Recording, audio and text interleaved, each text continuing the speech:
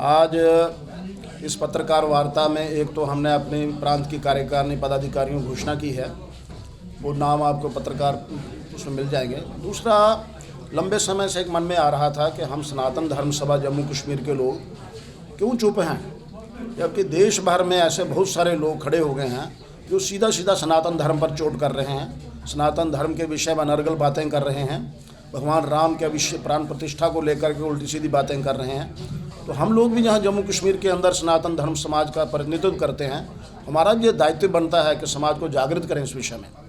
और हमें ध्यान में आया कि ऐसे सब लोग जो हैं वो जिस प्रकार की बातें कर रहे हैं, उनको हमने आज निवेदन किया है एक तरह से, भाई ऐसी बातें करना बंद करो, ये सनातन भूमि है। यदि कोई पूछेगा कि भगवान राम कहाँ हुए तो कौन बताएगा? हम इसी देश के लोग बताएंगे, सनातन संस्कृति बताएगी कि इक्ष्वाकु के वंश में 64वीं पीढ़ी में राजा दशरथ के घर भगवान राम का जन्म हुआ था। ये वही भगवान राम सनातन हैं जिनके उस वंश के अंदर राजा हरिश्चंद्र पैदा हुए, जिन्होंने सत्य के लिए अपनी पत्नी को ही बेचना स्वीकार किया। ये वही सनातन है जिसके अंदर भगीरथ हुए, जिन्होंने गंगा पृथ्वी पर लाया। ये वही सनातन इक्ष्वाकु का वंश है जिसके अंदर राजा मंदाता हुए, जिन्हें देवासुर संग्राम में भगवान विष्णु का साथ दिया। ये वही है जिसके अंदर इस प्रकार के लोग पैदा हुए कि जिन्होंने सनातन के लिए जीवन दिया। ये भारत भूमि है, भारत है ही सनातन भूमि है, ये अध्यात्म पर केंद्रित है। हम भगवान गौतम बुद्ध का वर्णन करते हैं, वो अध्यात्म थे, उनकी अपनी कर्म भूमि 40 किलोमीटर थी, लेकिन सारे विश्व में उनके अध्यात्म का प्रचार प्रसार हुआ। और ये मूर्ख कह रहे हैं कि भारत को सनातन नहीं बनने देंगे, इनको रोक कौन सकता है? भारत सनातन है, सनातन था, सनातन रहेगा। इसलिए अगर ये लेख नहीं सुधरेंगे तो मेरा ये कहना है कि आने वाले समय में समाज इनको अपनी औकात दिखाएगा। यहाँ कहाँ खड़े हैं, इनकी लुटिया वह डूब चुकी है और डूबेगी। इस प्रकार ये तो परंपरा से ही ऐसे लोग हैं।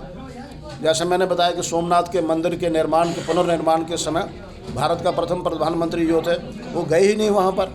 तो ये वही लोग हैं जो आज भी भगवान राम को राजनीतिक प्रश्न चिन्ह में खड़ा कर रहे हैं।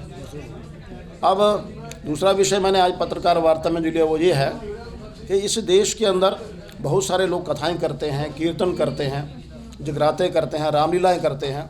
जाने अनजाने में वहाँ पर क्या परोसा जाता है समाज को उसका ध्यान ही रहता है, वो फिल्टर नहीं करते, या जानबूझ करके कोई षड्यंत्र है। अभी मैंने बताया आपको, एक जगह मैं गया, वहाँ एक दूसरा भजन चल रहा था, कृष्ण श्यामा श्यामा श्यामा वहाँ देखियाँ तेरियाँ पहना मनावन अर्जुन लाल नैना। क्या भद्दे गीत है। इस प्रकार के घटिया प्रसंग सुना करके वो समाज को क्या परोसना चाहते हैं? शिव जी को बताएंगे ओ गणेश तेरा बापू, ये क्या सभ्यता है?